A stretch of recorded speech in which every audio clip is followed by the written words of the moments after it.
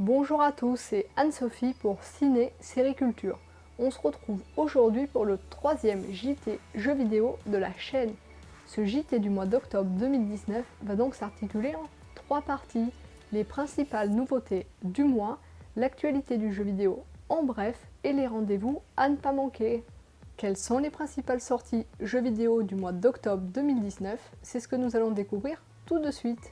Commençons tout d'abord par Grid, quatrième volet du nom, un jeu de course de voiture orienté arcade et qui est disponible sur PS4, Xbox One et PC depuis le 11 octobre. Le jeu ne révolutionne en rien le genre, mais malgré son aspect plutôt classique, il s'avère être très efficace et idéal pour se divertir aux côtés de jeux plutôt orientés simulation. Il était annoncé depuis longtemps. The Witcher 3 a enfin été porté sur la Nintendo Switch, plateforme sur laquelle il est disponible depuis le 15 octobre au prix de quelques concessions et non des moindres. Ce jeu, déjà sorti en 2015 sur PS4, Xbox One et PC, s'était rapidement imposé comme une référence du genre. Si l'intégralité du jeu et ses deux DLC sont disponibles dans la cartouche sortie sur Switch, ce qui représente un exploit vu la taille du jeu, il faudra néanmoins se contenter d'un affichage réduit en mode dock et encore plus en mode portatif et de temps de chargement parfois très long.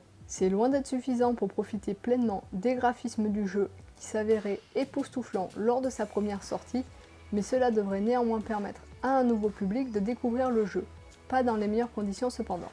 Ce n'est pas un nouveau jeu à proprement parler, mais il serait difficile de passer sous silence le renouveau de Fortnite avec la sortie le 16 octobre dernier de la saison 1 du chapitre 2, après une saison 10 qui aura déçu pas mal de joueurs. Mais avec cette nouveauté, Epic Games saura probablement reconquérir le cœur de nombreux joueurs avec une nouvelle map comprenant 13 lieux inédits, un arsenal d'armes plus réduit et de nouvelles possibilités comme le fait de pouvoir nager, pêcher, se cacher, transporter ses coéquipiers et même ses ennemis, ainsi qu'un tout nouveau système d'XP. Un des événements ce mois-ci pour nombre de joueurs est sans conteste la sortie très attendue de Call of Duty Modern Warfare le 25 octobre sur PS4, Xbox One et PC.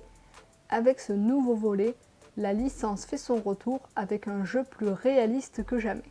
Si vous êtes de ma génération, voire plus âgé, vous vous souvenez sans doute de Medieval, sorti en 1998 sur la toute première génération de PlayStation.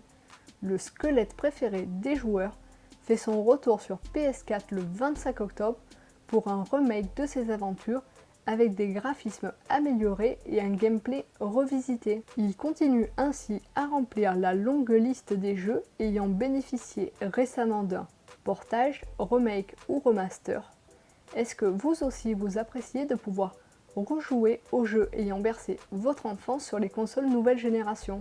Dites-le moi dans les commentaires. Et enfin, impossible de terminer de parler des sorties du mois d'octobre sans évoquer la sortie de Luigi's Mansion 3 le 31 octobre sur Nintendo Switch. Une nouvelle aventure qui ravira petits et grands.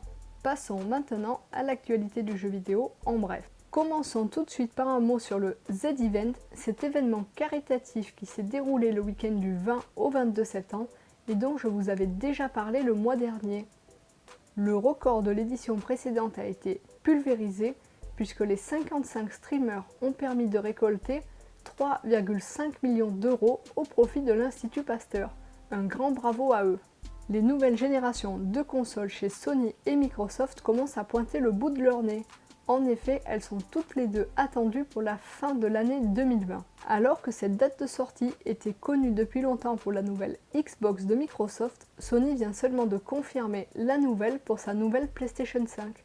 Mais que sait-on de ces futures consoles pour l'instant? Concernant la PlayStation 5, d'après les premières informations, elle devrait être dotée d'un SSD pour plus de rapidité lors de l'installation et du chargement des jeux. Son lecteur, quant à lui, devrait être capable de lire des jeux et films jusqu'en 8K. Équipée d'un processeur AMD, elle embarquera également la technologie du Ray Tracing. Et surtout, elle bénéficiera de la rétrocompatibilité avec les anciennes générations, ce qui n'était pas le cas de la PS4. Mais pour l'instant, nous ne savons pas encore si elle pourra seulement lire les jeux PS4 ou bien également ceux des plus anciennes générations. concernant les manettes. Elles devraient bénéficier de la technologie haptique et de gâchettes dynamiques pour plus de précision dans certains jeux. Mais rien d'officiel pour l'instant dans ces premières informations qui ont filtré dans les médias dédiés, notamment au Japon, puisque Sony ne devrait pas communiquer sur sa console next-gen avant l'année prochaine. On peut noter une configuration à peu près similaire pour la future Xbox au nom de code Scarlett, avec un SSD, la technologie Ray Tracing et des graphismes en 8K. Mais la rétrocompatibilité a quant à elle été confirmée sur les 3 générations précédentes de la console de Microsoft, de quoi ravir de nombreux joueurs. Avec toutes ces nouveautés techniques, il y a de quoi s'inquiéter concernant le prix de lancement de ces 2 futures consoles qui devraient débarquer sur le marché aux alentours des 500 €. Après avoir longuement résisté et face à la demande croissante de ses utilisateurs, PlayStation aura fini par céder au crossplay, ce qui permettra aux joueurs PS4 de pouvoir affronter des joueurs évoluant sur d'autres plateformes, ce qui n'était pas le cas jusqu'à présent, à l'exception de jeux comme Fortnite ou Rocket League en phase d'essai depuis plusieurs mois. Et pour conclure ce JT du mois d'octobre, passons maintenant au rendez-vous à ne pas manquer. Si vous êtes fan de jeux vidéo, voici 2 événements à noter dans vos agendas pour les prochaines semaines. Le premier, c'est sans conteste l'événement le plus important en France dédié aux jeux vidéo, qui réunit aussi bien les professionnels que le grand public. Il s'agit de la Paris Games Week, dont la 10e édition se déroulera du mercredi 30 octobre au dimanche 3 novembre au Parc des Expositions de la Porte de Versailles. Vous pourrez y découvrir plein d'animations, tester des jeux en avant-première, assister à des compétitions et même rencontrer vos youtubeurs et streamers préférés. L'autre date concerne le Hero Festival de Marseille, dont la 6e saison aura lieu le week-end des 10 et 11 novembre au Parc Chano et qui regroupe plusieurs univers comme les jeux vidéo, les comics et les mangas, avec la présence de plusieurs invités. Et normalement, je devrais y être présente pour vous faire vivre cela de l'intérieur.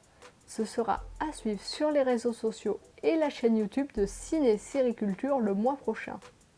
Et voilà, c'en est fini de ce 3e numéro du JT Jeux vidéo. J'espère qu'il vous aura plu. N'hésitez pas à réagir à l'actualité dans les commentaires. Nous, on se retrouve le samedi 16 novembre pour le 4e numéro. Et en attendant, je vous dis à très bientôt sur Ciné Série Culture.